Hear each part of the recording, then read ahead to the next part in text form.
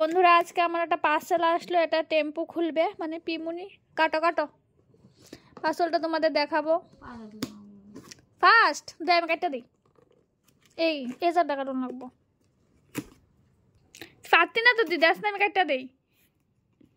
হাত কাটবো সাইজ, আস্তে কাট আস্তে কাট, আমি কাটটা দিতে দে, তুই বার করিস তুই। তো ওকে আমি হাফ কেটে দিলাম,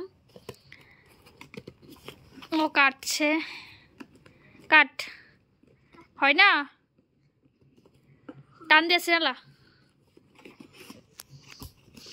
तोड़ दो मिडल से, बस हो गया। निकालो निकालो,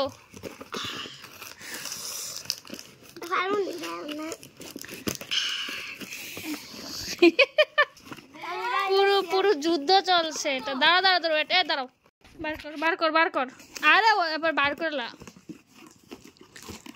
দেখাও এগুলি না, দেখাও দেখাও এটা কি। তো এটা আমি আমার জন্য এনেছি গ্রিন টি। তো পিমনি আনবক্সিং করলো, ধরো এটা ধরে একটা ফটো তুলবো, আমি থাম্বেল নিব, থাম্বেল।